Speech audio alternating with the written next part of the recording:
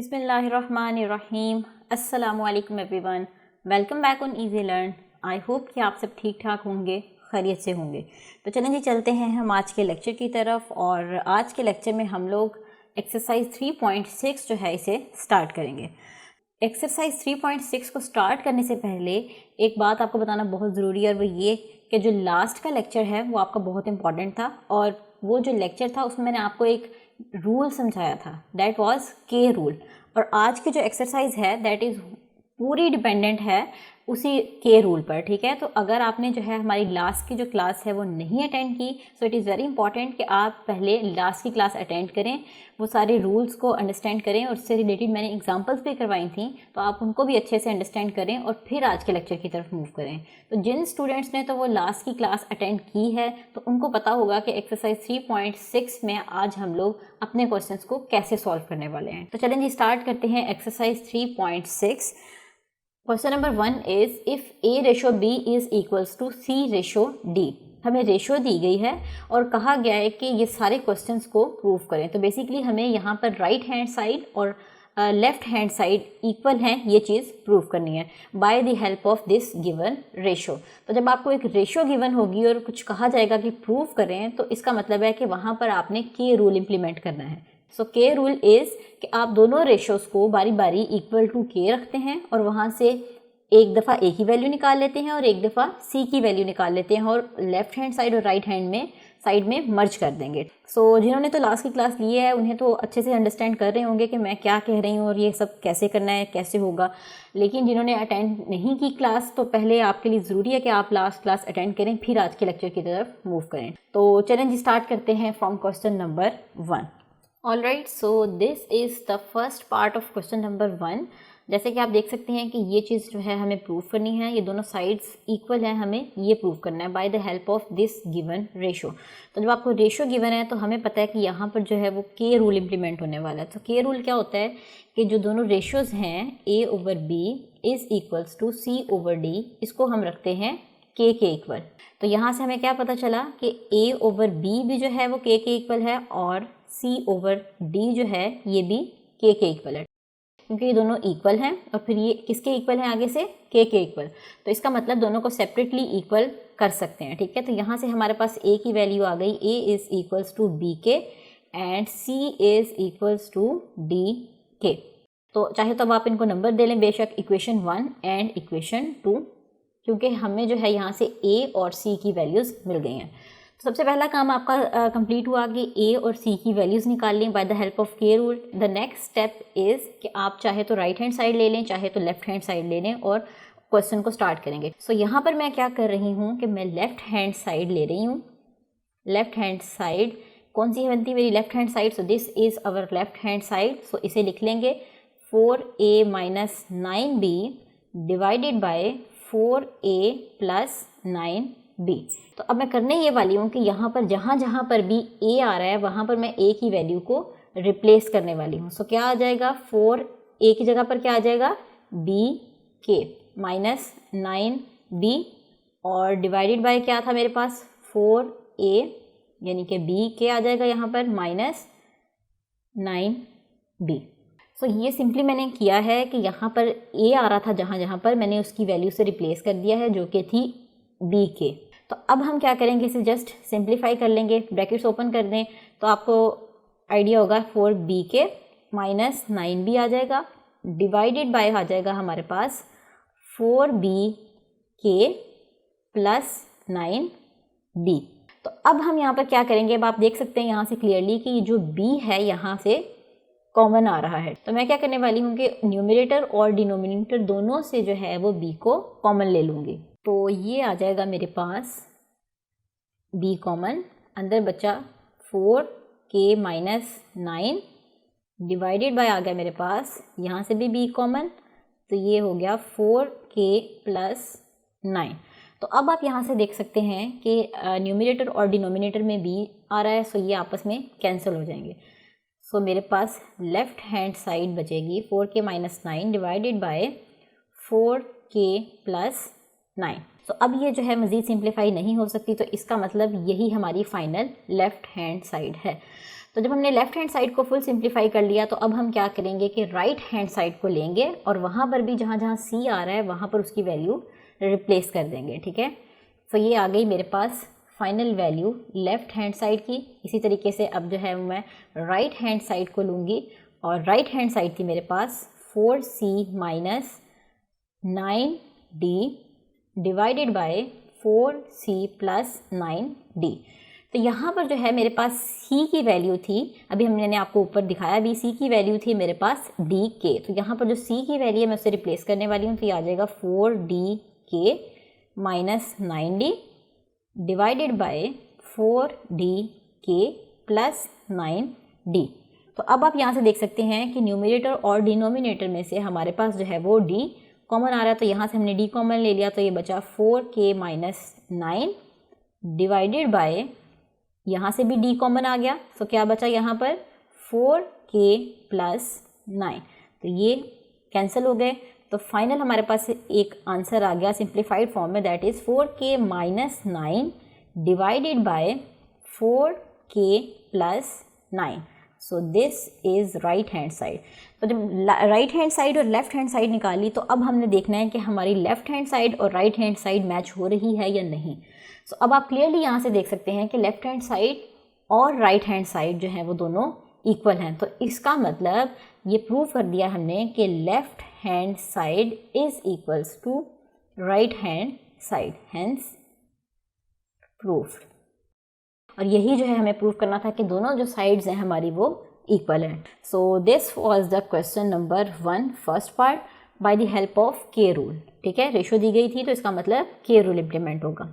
तो चलें चलते हैं अब सेकंड पार्ट पर। तो सेकंड पार्ट को जो है आपने मेरे साथ मिलके सॉल्व करना है। वीडियो को पॉज करें और खुद से सॉल्व करें, और सॉल्व करने के बाद आपने लेक्चर को प्ले करना है और फिर से जो है आपने अपने क्वेश्चन को मैच करना है, क्योंकि क्वेश्चन नंबर 2 जो है बिल्कुल फर्स्ट पार्ट की तरह है। तो चलें जिसे मिलकर सॉल्व करते हैं।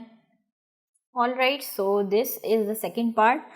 जैसे कि मैंने आपको फर्स्ट पार्ट में सॉल्व करके दिखाया था कि a over b is equals to k किया था और c ओवर d भी k के इक्वल था। तो यहाँ से हमने दो वैल्यूज़ निकाली थी कि a is equals to b K and c is equals to d K. तो स्टार्ट करते हैं हम अपनी लेफ़्ट हैंड साइड से। So left hand side is equals to 6a minus 5b divided by 6a plus 5b। तो अब जहाँ जहाँ पर भी a आ रहा है वहाँ उसकी वैल्यू से रिप्लेस कर देते हैं। सो ये आ जाएगा 6bk minus 5b divided bye 6bk plus 5b। तो अब आप यहाँ से देख सकते हैं कि यहाँ पर जो b है वो कॉमन आ रहा है, तो हम क्या करेंगे, यहाँ से b को कॉमन ले लेते हैं। तो ये बचेगा मेरे पास 6k माइनस 5 डिवाइडेड बाय, यहाँ से भी मैंने b को कॉमन ले लिया, तो क्या बचा मेरे पास 6k प्लस 5। तो न्यूमरेटर और डिनोमिनेटर में b सेम आ रहा है, तो ये आपस में कैंसिल हो गए। तो लेफ्ट हैंड साइड आ गई मेरे पास 6k minus 5 divided by 6k plus 5। So this is the final value of left hand side, क्योंकि हम जो है इसे मज़ीद सिंप्लीफाई नहीं कर सकते। तो अगर हम राइट हैंड साइड को सॉल्व करें तो राइट हैंड साइड को भी मैं यहीं आपके इसके सामने सॉल्व करके दिखा देती हूँ। राइट हैंड साइड क्या आएगी मेरे पास, right hand side is equals to, इसे ले लें अब 6c minus 5d divided by 6c plus 5d। अब यहाँ पर जो c की ये वाली वैल्यू है c is equals to d K, इसे रिप्लेस कर देते हैं। तो ये आ जाएगा 6d के आ जाएगा c की जगह, तो 6d minus 5d divided by, यहाँ पर भी c आ रहा था तो यहाँ पर भी इसकी वैल्यू को रिप्लेस कर देते हैं। तो ये मेरे पास आ जाएगा 6dk प्लस 5d। तो अब आप यहाँ पर भी क्लियरली देख सकते हैं कि d जो है न्यूमरेटर में भी और डिनोमिनेटर में भी कॉमन आ रहा है, तो हम जो है इसे कॉमन ले लेते हैं। तो ये बच गया मेरे पास 6k माइनस 5 डिवाइडेड बाय, यहाँ पर भी d कॉमन ले लिया हमने, तो मेरे पास क्या बचा 6k प्लस 5। तो अब ये सेम थे तो इनकी कटिंग हो गई, तो मेरे पास फाइनल वैल्यू क्या आ गई राइट हैंड साइड की, 6k minus 5 divided by 6k plus 5। तो अब आप क्लियरली यहाँ से देख सकते हैं, मैंने दोनों साइड्स इसीलिए सामने किए हैं ताकि आपको क्लियरली अंदाज़ा हो जाए कि जो हमारी लेफ्ट हैंड साइड है और राइट हैंड साइड जो है दे बोथ आर इक्वल। और यही जो चीज़ थी हमें वो प्रूव करनी थी। सो एंड पर हम लिख देंगे हेंस प्रूव्ड। ये था जी हमारा क्वेश्चन। अब हम चलते हैं नेक्स्ट क्वेश्चन की तरफ। So next is third part. ये थोड़ा सा डिफरेंट है लेकिन बहुत ईजी है। सिर्फ आपने क्या करना है, यहाँ पर भी सिंपली वही स्टेप्स हैं जहाँ जहाँ ए और सी आ रहा है वहाँ उनकी वैल्यूज़ रिप्लेस कर देनी है और दोनों साइड्स को जो है हम सॉल्व करेंगे। तो चलें जी स्टार्ट करते हैं इसे भी। All right, so this is the third question. जैसे कि आप देख सकते हैं कि यहाँ पर भी हम ए और बी आ रहा है दोनों साइड्स पे।